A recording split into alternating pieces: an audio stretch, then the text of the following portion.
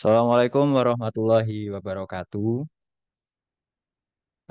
Kami dari kelompok 4 akan mempresentasikan tugas teknik pengolahan limbah industri pertambangan, di mana judul tugas kami adalah rekomendasi pengelolaan air limbah pertambangan biji bauksit. Next.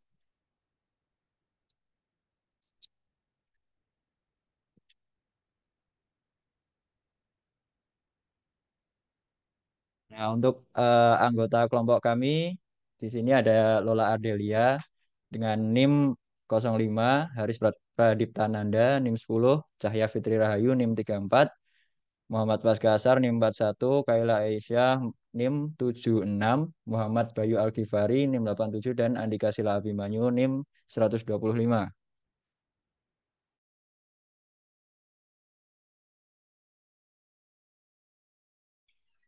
Yang pertama ada latar belakang, kegiatan pertambangan dan pengelolaan sumber daya alam ekosistem. Untuk mengetahui kerusakan lingkungan, diperlukan adanya kriteria baku kerusakan lingkungan. Pengertian kriteria baku kerusakan lingkungan hidup 2 sebagaimana dirumuskan dalam pasal 1 ayat 15 UU nomor 32 tahun 2009 tentang perlindungan dan pengelolaan lingkungan hidup adalah ukuran batas perubahan sifat fisik, kimia, dan atau hayati lingkungan hidup yang dapat ditanggung oleh lingkungan hidup untuk dapat tetap melestarikannya. Di sini ada 4 tujuan. Yang pertama, mengkaji mengenai teknik penambangan dan pengolahan biji bauksit. Yang kedua, mengetahui karakteristik air limbah dari kegiatan penambangan biji bauksit yang dihasilkan. Mengetahui parameter yang perlu diperhatikan dalam kegiatan penambangan biji bauksit. Dan yang terakhir, memberikan rekomendasi arahan pengolahan limbah cair kegiatan penambangan biji bauksit.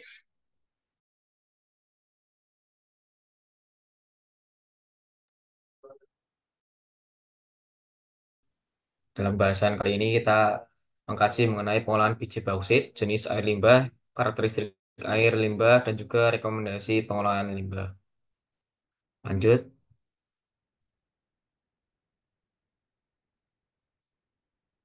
pengolahan biji bauksit sendiri terdapat beberapa tahap. Yang pertama itu menggunakan caustic soda tambah dengan precipitation. Kemudian biji bauksit pertama-tama diolah dengan menggunakan larutan caustic soda atau natrium hidroksida. Reaksi kimia ini menghasilkan larutan sodium aluminate yang larut dalam larutan dan membentuk senyawa larutan alkali.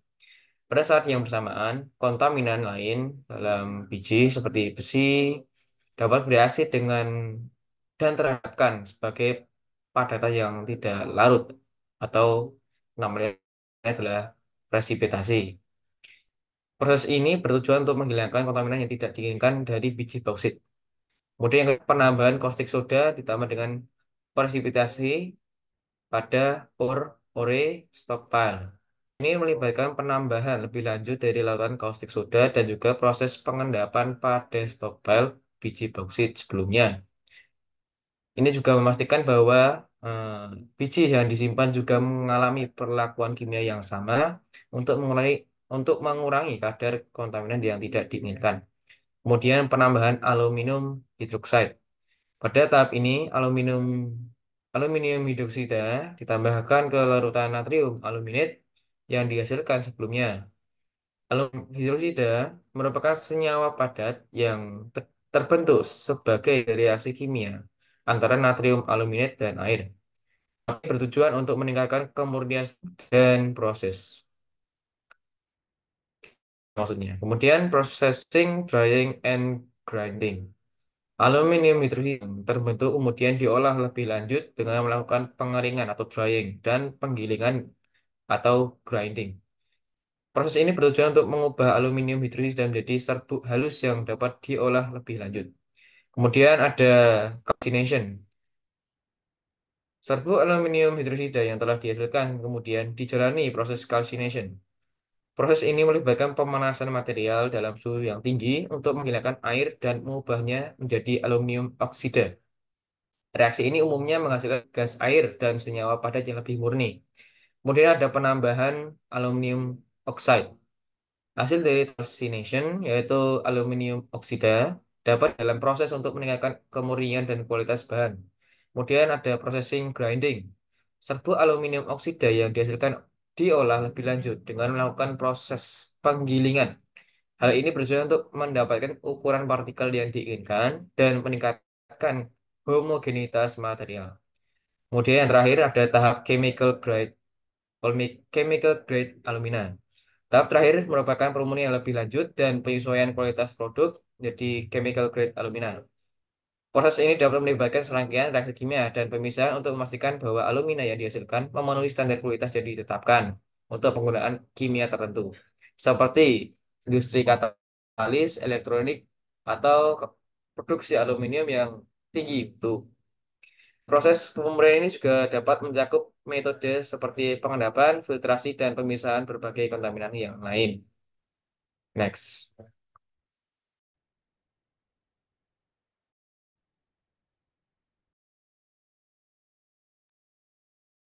Lalu yang selanjutnya yaitu ada jenis air limbah. Nah, di sini terbagi menjadi dua, yaitu kolam tiling dan red mud. Kolam tiling adalah air pada kolam bekas penambangan boksit yang berasal dari genangan yang terbentuk akibat air sisa pencucian boksit serta limpahan air hujan. Kolam tiling juga dapat digambarkan sebagai kolam penahan sedimentasi yang dikelilingi oleh bendungan dan liner untuk menangkap dan menyimpan limbah. Pada dasarnya, kolam ini digunakan untuk mengelola tailing tambang yang merupakan bahan limbah yang dihasilkan setelah proses pemrosesan mineral. Lalu yang selanjutnya yaitu adalah red mud. Red mud merupakan limbah cair yang dihasilkan dari proses pengolahan bauksit menjadi alumina. Kandungannya meliputi berbagai mineral seperti aluminium, besi, titanium, dan skandium. Red mud dapat dimanfaatkan kembali sebagai bahan baku dalam industri metalurgi. Diketahui pengolahan bauksit jadi alumina dilakukan dengan proses Bayer. Proses ini merupakan ekstraksi biji bauksit dengan menggunakan NaOH untuk melarutkan alumina. Proses ini nantinya meninggalkan fraksi dari biji bauksit yang tidak larut dan merupakan residu berwarna coklat kemerahan yang dikenal sebagai nama red mud. Next. Nah, untuk karakteristik limbah cair yang terdapat pada pertambangan biji bauksit ini, yang pertama yaitu ada warna dan kekeruhan. Limbah cair tiling bauksit umumnya memiliki warna jingga hingga kemerahan dan keruh. Kekeruhan ini dapat mempengaruhi kualitas air dan lingkungan di sekitarnya. Warna dan kekeruhan ini dapat disebabkan oleh mineral terlarut dalam air limbah penambangan biji bauksit. Lalu yang selanjutnya adalah total suspended solid atau TSS. Pada limbah pertambangan bauksit, yaitu sebuah parameter penting yang perlu diperhatikan. TSS ini mengacu pada partikel padat yang terdapat dalam air limbah. Berdasarkan peraturan, tambang bauksit wajib memenuhi kadar baku mutu pH di rentang 6-9 dan maksimum kadar TSS sebesar 50-200 mg per liter, tergantung dari jenis kegiatannya. Diketahui dalam kegiatan penambangan bauksit, TSS dan pH terdapat pada seluruh baku mutu kegiatan penambangan biji bauksit. Lalu yang selanjutnya yaitu adalah nilai COD. Parameter ini mengukur total oksigen yang dibutuhkan untuk mengoksidasi semua bahan organik dalam air, termasuk yang dapat terurai dan tidak dapat terurai. Nilai COD ini mencerminkan tingkat pencemaran kimia. Dalam pengolahan air limbah untuk industri pertambangan, kadar maksimum COD yang diperbolehkan adalah 100 mg per liter. Lalu yang selanjutnya yaitu adalah logam berat. Pada limbah pertambangan bauksit, terutama yang bersifat asam, dapat mengandung logam berat yang berpotensi merusak lingkungan. Beberapa logam berat yang mungkin terdapat dalam limbah cair tailing bauksit adalah besi atau ferum. Oleh karena itu, pengolahan limbah cair tailing bauksit menjadi penting untuk mengurangi dampak negatifnya. Next. Kemudian selanjutnya terdapat rekomendasi pengolahan limbah, di mana pada diagram alir sendiri terdapat penambangan biji bauksit, kemudian pencucian biji bauksit, kemudian pabrik chemical grade alumina, kemudian penambahan caustic soda dan restifikasi pada stockpile. Kemudian aluminium hidroksida atau ALOH3 di lalu dilakukannya drying dan grading, kemudian dilakukannya kalsinasi atau pemanasan biji, kemudian aluminium oksida, kemudian grading, dan kemudian chemical grade alumina. Kemudian dilakukannya pengolahan limbah, kemudian dilanjutkan pada bak flokulasi, kolam pengendapan, dan terakhir pada outlet. Kemudian pengolahan limbah cair dari pertambangan biji bauksit ini direkomendasikan dengan penambahan unit bak flokulasi dengan flokulan berupa PAC serta unit kolam pengendapan dengan tambahan arang aktif. Adanya bak flokulasi ini nantinya akan menurunkan kadar TSS serta kekeruhan. Bahkan disebutkan dalam Kusmanto 2019 bahwa penambahan flokulan dapat memiliki efisiensi dalam penurunan kadar TSS dan kekeruhan hingga 99%. Penggunaan flokulan berupa PAC atau polyaluminium chloride akan membentuk presipitat AlOH3 yang kemudian menjebak partikel koloid hingga terbentuknya flok, sehingga dapat menurunkan kekeruhan. PAC ini dipilih juga karena lebih cepat membentuk vlog daripada flokulan biasa. Namun PA, namun PAC ini memiliki kekurangan yaitu menghasilkan lumpur alum yang dapat mencemari badan air karena mengandung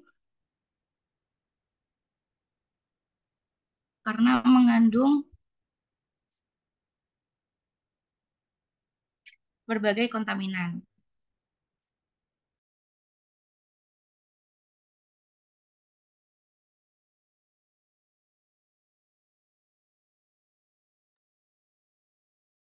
Oke, selanjutnya lumpur alum yang dihasilkan dari proses flokulasi tadi kemudian akan dialirkan pada unit kolam pengendapan.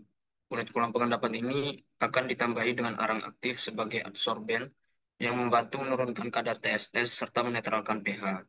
Arang aktif yang digunakan sebagai pengganti bahan kimia yang sering digunakan dalam pengolahan limbah cair seperti tawas dan kaptohor, di mana apabila digunakan dosis yang terlalu banyak dapat menyebabkan pencemaran bahan kimia ke lingkungan.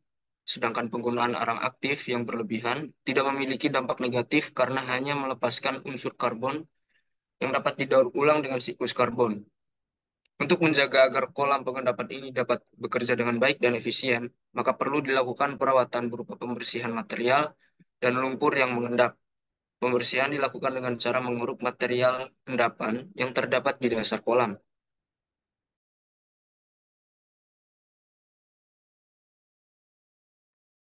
Oke, selanjutnya dari hasil pengerjaan ini dapat disimpulkan bahwa yang pertama, karakteristik limbah pada kegiatan penambangan bauksit yang pertama pada warna dan kekeruhan limbah cair taling bauksit umumnya memiliki warna jingga hingga kemerahan dan keruh.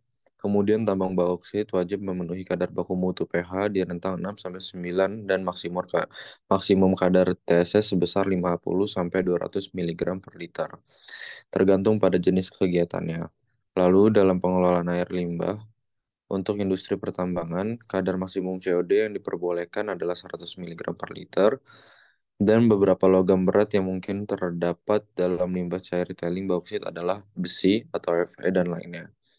Dua, terdapat parameter yang diperhatikan dalam pengolahan limbah hasil kegiatan penambangan biji bauksit antara lain adalah warna dan kekeruhan, pH dan TSS, kandungan logam berat, dan nilai COD. Yang ketiga, pengelolaan limbah cair dari penambangan biji bauksit ini direkomendasikan dengan menambahkan unit bak flokulasi dengan flokulan berupa PAC, serta untuk kolam pengendapan dengan tambahan arang aktif. Terakhir, teknik pengolahan bauksit dapat dilakukan dengan melalui pabrik chemical grade alumina dengan adanya 8 tahapan, yaitu ada caustic soda plus precipitation, penambahan caustic soda plus precipitation, dan ore stockpile, penambahan aluminium hydroxide, processing drying and grinding, salicination, penambahan aluminium oxide, processing grinding, tahap chemical grade alumina, dan terakhir tahap chemical grade alumina. Sekian dari presentasi kelompok kami. Jika ada kurang atau lebihnya, mohon maaf. Wassalamualaikum warahmatullahi wabarakatuh.